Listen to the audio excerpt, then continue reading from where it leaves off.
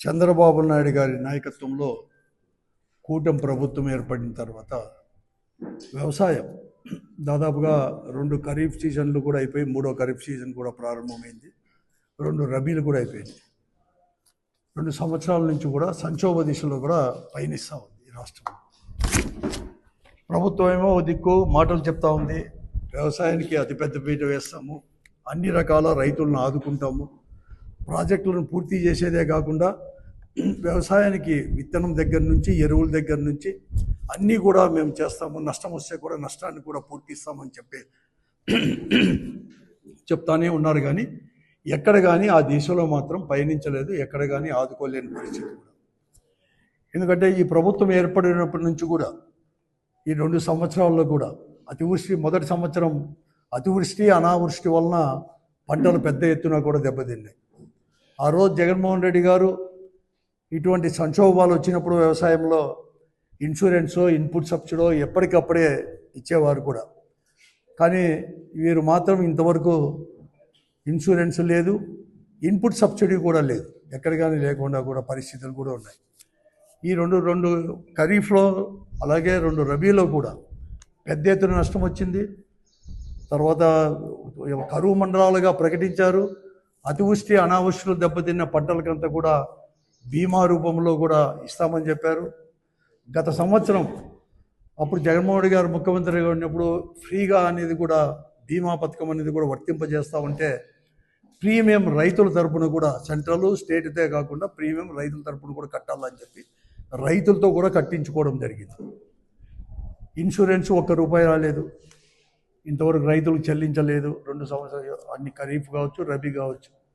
అట్లా హార్టికల్చర్కి కానీ ఈదురుగాలి వలన దెబ్బలు తిన్న హార్టికల్చర్ కావచ్చు, లేకపోతే వ్యవసాయానికి పంటలకు వేసుకునే దానికి కూడా దాదాపుగా ₹120 కోట్ల ఈరోజు ఒక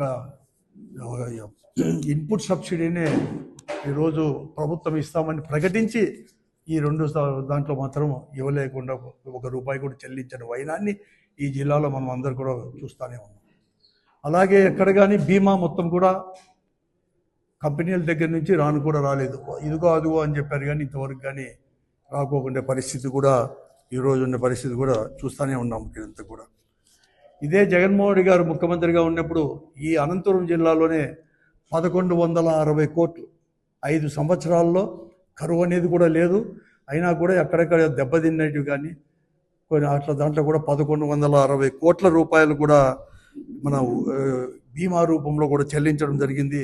436 కోట్ల రూపాయలు కూడా ఇన్పుట్ సబ్సిడీ కూడా చెల్లించడం జరిగింది. కానీ ఇంతవరకు కూడా రాలేదు.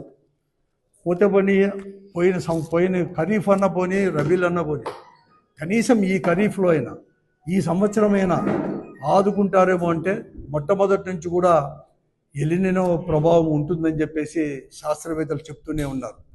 భారతదేశం అంతా ఉన్నా కూడా దక్షిణాది రాష్ట్రాలు ఎక్కువగా ఉంటుంది ప్రభావం అని చెప్పినా కూడా ఎక్కడ కానీ ఈ ఎలినో ప్రభావం ఎలా ఎదుర్కోవాలి వస్తే అనేది కూడా ఎక్కడ కానీ ప్రభుత్వం అనేది కూడా ఆలోచన కూడా చేయకుండా వైనాన్ని కూడా మనం చూస్తూనే ఉన్నాం. ఇప్పుడు కూడా ఈ జిల్లాలోనే తీసుకోండి సాగు, ఎందుకంటే మంచి కార్తీలు అయిపోయినాయి, ఆరుద్ర కార్తీలు అయిపోయింది, ఇంకా ముంగారి కార్తీ ఇవన్నీ కూడా వచ్చేసి అది కూడా 20వ తేదీకి కూడా ఈ నెల 20వ తేదీకి అంటే ఇంకా 13 రోజుల్లో కూడా ఆ మంచి కార్తీ కూడా ముగిసే పరిస్థితి కూడా వచ్చేసింది.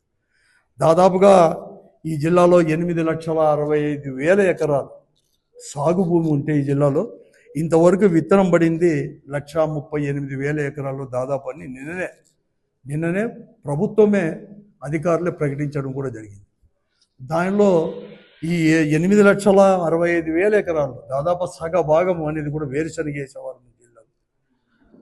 జగన్మోహన్ గారు ఉన్నప్పుడు 1,00,000 నుంచి 1.5 లక్షల క్వింటాలు కూడా సబ్సిడీతో విత్తనం సప్లై చేసేవారు. కానీ ఈ ప్రభుత్వం లాస్ట్ ఇయర్ కంటే తక్కువగా కేవలం 55,000 క్వింటాలు సబ్సిడీతో ఇస్తామని చెప్పేసి ప్రకటించి ఇంతవరకు సప్లై చేసింది మాత్రం 25,000 క్వింటాలు కూడా సప్లై చేయలేని పరిస్థితి కూడా. అది కూడా నాణ్యత అనేది కూడా చాలా లోపించింది.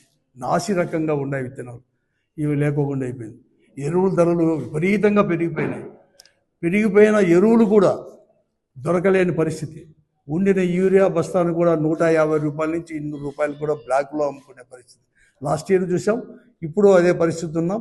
ప్రభుత్వం ఏమో కొత్తగా మేమంతా కూడా యాప్లో చేయాలంటే యాప్లో ఎట్లా చేసుకోవాలని చెప్పి ఒక సామాన్యమైన రైతుకి, ముఖ్యంగా చిన్నకారు సన్నకారు రైతులకి, చదువు కూడా చదువుకోలేని రైతులకి ఎలా అప్లై చేసావో తెలియదు. మళ్ళీ వాళ్ళని అప్రోచ్ చేస్తున్నారు. ఎలా జరుగుతుందో కూడా అందరికీ కూడా తెలిసిన విషయం. పత్రికల్లో పతాక శీర్షికల్లోనే వస్తుంటాయి, కానీ ఎవరు కానీ పట్టించుకోలేని పరిస్థితి కూడా ఉంది అనమాట ఈరోజు కూడా. ఇప్పుడు దాదాపుగా కందులు కూడా 1200 క్వింటాలు మాత్రమే ఇంతవరకు సప్లై చేశారు మన జిల్లాలో. గతంలో 3000 క్వింటాల పై వరకు సప్లై చేసేవారు. ఈ ప్రభుత్వం వచ్చినాక 1200 క్వింటాలు మాత్రమే సప్లై చేశారు. కానీ విత్తనం పడింది వేరుశనగ 6.8% మాత్రమే విత్తనం వేశారు. వేరుశనగ విత్తనం కేవలం 1,38,000 ఎకరాలు వేశారంటే దాదాపుగా 7,10,000 ఎకరాల్లో ఇంకా కూడా ఇంతకుంది. ఎందుకంటే దీనికంతా ఇప్పటికే ఖర్చు పెట్టుకున్నారు.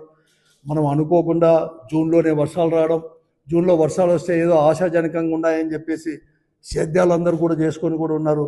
ఆ తర్వాత జూన్ 2వ వారం 3వ వారం నుంచి వర్షాలు ఇంతవరకు జాడ కూడా లేదు, రావు అని కూడా చెప్తా ఉన్నారు. ఈ పరిస్థితి ఉన్నాయి. ఎక్కడ కానీ ఎవరు కానీ పట్టించుకోలేని వైనం కూడా ఉంది. మరీ ముఖ్యంగా హెచ్ఎల్ఎం తుంగభద్ర డ్యామ్ కింద హెచ్ఎల్ఎంస్ అంటే రాయదుర్గము, ఉరవకొండ నియోజకవర్గాల్లో అయితే అంతా కూడా రెడీ చేసుకుని దుక్కులు కూడా చేసుకొని ఒక సేద్యం చేసుకొని నారలు కూడా పోసుకున్నారు. కానీ ఏది కానీ పట్టించుకోలేని పరిస్థితి ఈరోజు ఇక్కడ అంతా కూడా ఉండిన పరిస్థితి కూడా.